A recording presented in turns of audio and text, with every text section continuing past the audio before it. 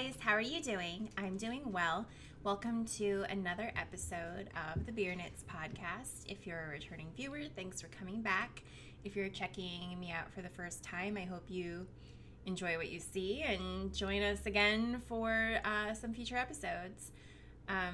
So basically, what we do here is we discuss a beer that I typically drink throughout the episode. That will not be the case today because I already drank it. So, the beer is from Bradfield Brewery in Sheffield, UK, and it's Farmer's Belgian Blue. So actually what happened here is my company is based in the UK, and they've been sending a bunch of people over to help train some of our support staff. So one of them knew that I kind of have a problem and brought me some beer. So of course this was like a month ago, so I've already indulged, and I didn't feel like recording at the time, so there's that. It's 4.9% ABV, so it's not like super strong. So I was able to enjoy it on a Monday night during a crazy week, and it was yummo. And it was like a purpley, bluey color, and what else? On ratebeer.com, it has an overall score of 46, although I don't really know this website very well, so I don't know what that means. Anyway, it's a seasonal beer brewed for Christmas. It's cask, and yeah, it says it has a slight blue tint to the head, so yeah, when you pour it out, it looked pretty purple, and it was tasty, and I wanted to show it to everyone because I was able to like check in and Untapped, and only like 4 other people had checked into it, so I felt kind of special, and I wanted to share that amazing moment of uniqueness with you people. So anyway, I won't be drinking it today because it's already gone, and unfortunately he has said that the next time he's back he won't be bringing me a beer. I mean, I don't know what I have to do here to get special treatment, but hey, whatever. Anyway, so I guess we'll just launch into projects. I'll start with what I've finished. The first thing, so both of these are technically finished, but they're finished-ish. I haven't woven in the ends because I'm lazy, as you all know. I got the bug and started making some Rose City rollers. The story behind this is I was working on my Exploration Station shawl from Stephen West, and my cat puked on it while I was out. So I came home and I sat down to knit, and sadness.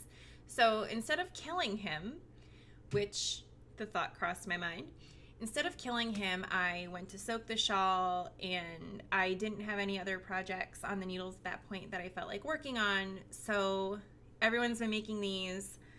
I had this yarn that I wasn't particularly in love with, so I thought, you know, if I waste it trying to figure out how to make socks, no skin off my butt. So I cast these on a couple weeks ago and finished them within like a couple days. Part of that reason is because there's no leg. There's literally no leg. Like you do, what is it, like an inch or an inch and a half of leg before you start turning the heel. So it was incredibly easy to me. I have attempted making socks before, and it wasn't that they were hard, it was that I got bored. I even made it to the toe on a pair, and I was like, I don't feel like it. So that was my husband. He's out and he was texting me. Anyway, so cast these guys on, finished them in a couple days, love them. The yarn is, I think it's a Premier yarn. I think it's like, oh, here it is. Premier Yarns Wool Free Sock, and the colorway is Vegas Lights, which is pretty accurate. I mean, if you've been to Vegas as many times as I have, you know, I think that says something. The only thing it's missing is like some type of neon blue, because there is quite a bit of neon blue on the strip. But overall, like, this kind of reminds me of like the lights you see flashing on the marquees and whatnot. But yeah, I really, super simple. If you haven't made socks before, this is probably the best pattern. I've tried, the vanilla sock pattern and all that other stuff that you can get, and I got bored, like after you do 3,000 rounds in stockinette, like you kind of want to murder someone. So because this had like no leg on it, I was able to finish it really fast. And yeah, so pattern is Rose City Rollers. You probably saw them on my Instagram and how excited I was. They fit really well, and just have to weave in my ends and call those a day. As far as my exploration station shawl, I did manage to save it from the vomit, and it is done. Again, except for weaving in ends and then soaking and blocking. So really not done, but it is off the needles. And this is not the right way. This is the right way. So, ta-da! It's quite miraculous. It's quite beautiful. The yarn is Queensland Rustic Tweed in 4 different colors. I don't know. I have them on my RAVELRY page, but I envision myself wearing it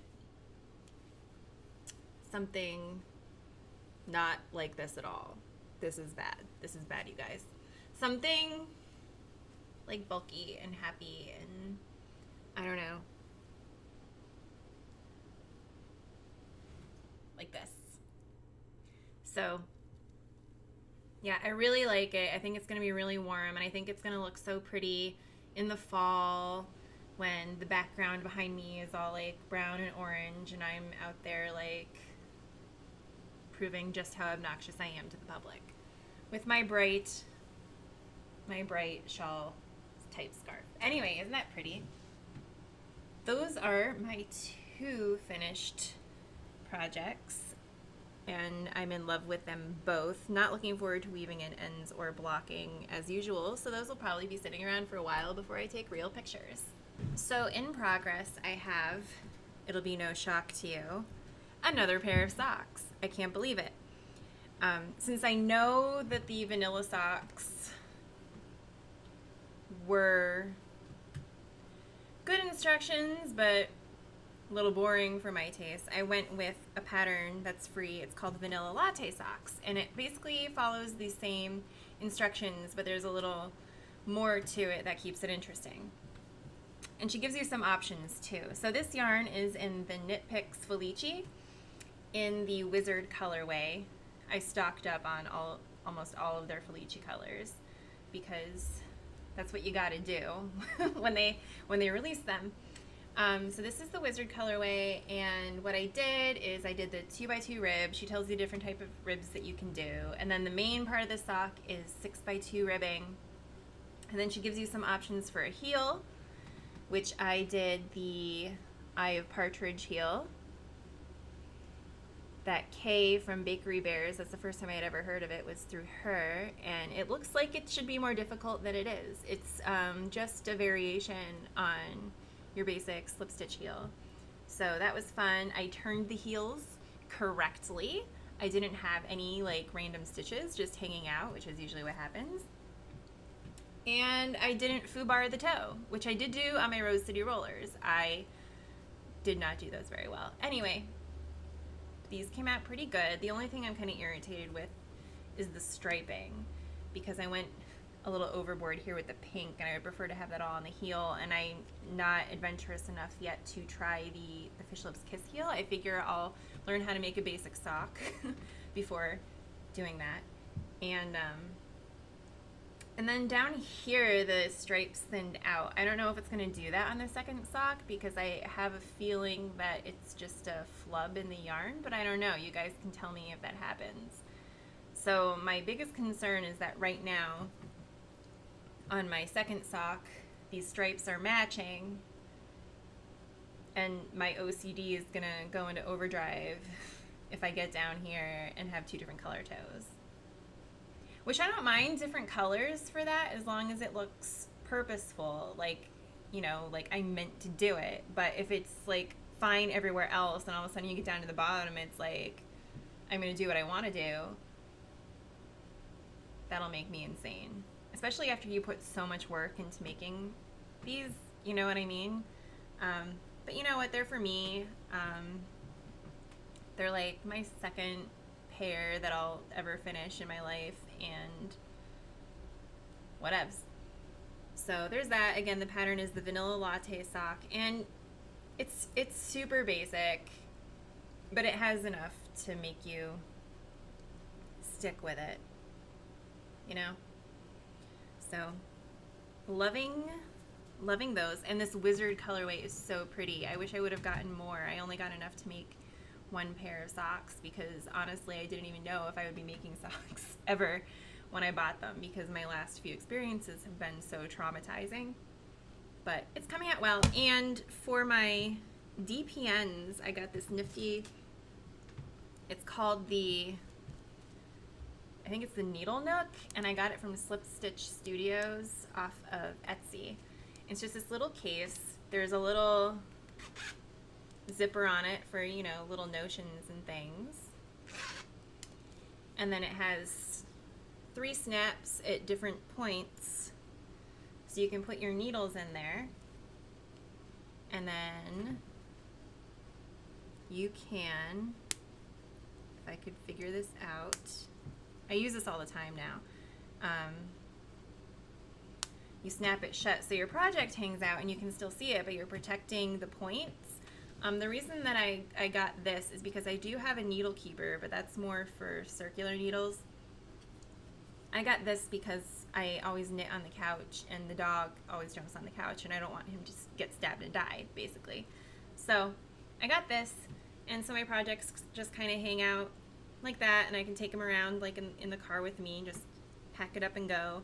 The only thing is, you know, you still have the ball hanging around, but I mean, it's still pretty easily portable, and you're not stabbing yourself, and your project doesn't get all messed up with the needles floating around in a bag and that type of thing. So if you're interested, make sure to check out Slip Stitch Studios. I'm sure they will be pleased to have you. They have some really, really, really cute patterns. This one, I think, so it's a bear and an owl and a bunny and a badger or a raccoon, or I don't know nature. I don't know my nature. So there's that. And then I started my Anne's sweater from Green Gables Knits, which is coming along nicely. It's a raglan, so it's pretty easy so far. It's just a lot of stitches. The only raglans I've ever knit have been for babies. Well, the only sweaters I've ever knit have been for babies.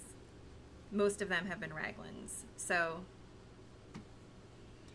but this is how far I am.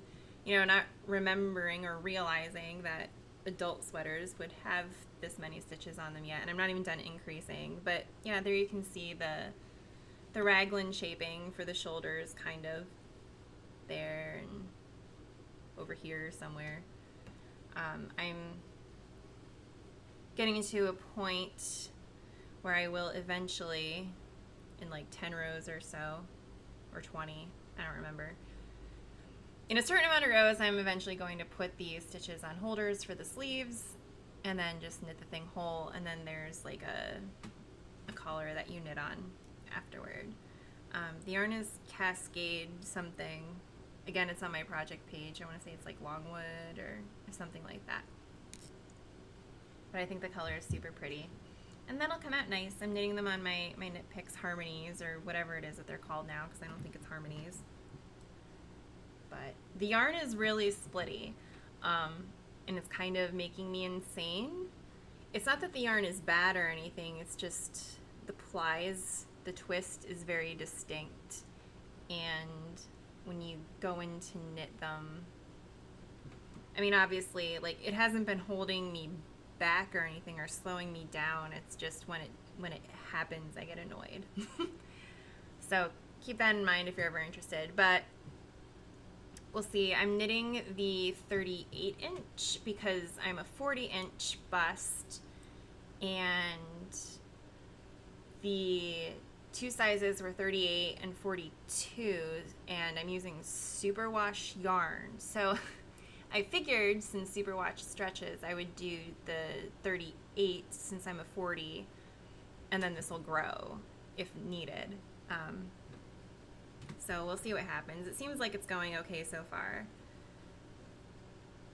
And overall, I'm pretty happy. Hopefully I get to work on that some more this weekend. And then my other work in progress is actually spinning, which you're not going to be able to see because there's not a camera in the history of the universe that shows magenta in the right way. So this yarn is actually 3 colors. I started out with like a navy blue, and then I went to a sky blue, and then I'm ending it with magenta. And then I'm going to cake it up, pull both ends, and ply it all together. So it should look pretty cool. My spinning progress has been pretty good. I think I've gotten like a good, fairly consistent spin going here. The yarn is from Hobble de Hoy. I got it like around Christmas time. It's just a bunch of fiber in different colors, and so I've just been making them together to make like what I ultimately call like a unicorn poop type of hand spun, because it's just going to be all different colors when I'm done. Fly. Yeah, so there's that. I think I'm doing a fairly good job of keeping it consistent. It has its moments, but it's not, you know, I don't look as bad as I did a month ago, which even though I didn't do Tour de Fleece, I was kind of following along a little bit. And my goal then was to at least have my spinning not look like a total novice. And then of course I'm using my Erin Make Stuff spindle that I got last month, and I love it, and it spins and spins and spins and spins, and it's great. Then I have some stash. Like I said, I got a whole bunch of Knit Picks Felici. So the other colors I got other than Wizard were 2 balls of yarn that's coming apart. Countess, which is purple. I think I'm going to use this one to knit my mom some socks for Christmas. I think she'll like these colors, and then she'll be proud of my accomplishments as well, which is really the best gift, is watching your kid grow up and not be a total mess. Then this one's really pretty. This is Teacup. I just think that's so, you know, in the pictures this looked like it was way more red, which is why I didn't like it at first. I got like 2 orders, and then when I realized how much I liked it, I got 2 new colors, and Teacup was one of the newer ones because I didn't like it so much in the picture. Because I did think this was redder, and it is showing up redder than it is. It's more of like a muted, where is it? This red is a little bit more muted, and it just looks really pretty in combination with the other colors. And the last one was Gummy Bear. Mostly because, I mean, it's pretty, but I like gummy bears. They're cute. So all of those plus Wizard was added to my stash, and I love them. It's a really great yarn to work with, and Knit Picks needs to knock it off with the whole taking them off the market and then putting it back on, and then taking it off and putting it back on. Like, fine, come out with new colors or like rotate them or something, but keep them in your store. So that is all. I guess my neighbors have been annoying throughout this whole recording process, so you'll probably hear them again. And my dog's about to bark at them. So with that said, I will go and spare you that. And I hope you're all having a good week and that you're all getting lots of knitting done. And I will talk to you all soon. Bye.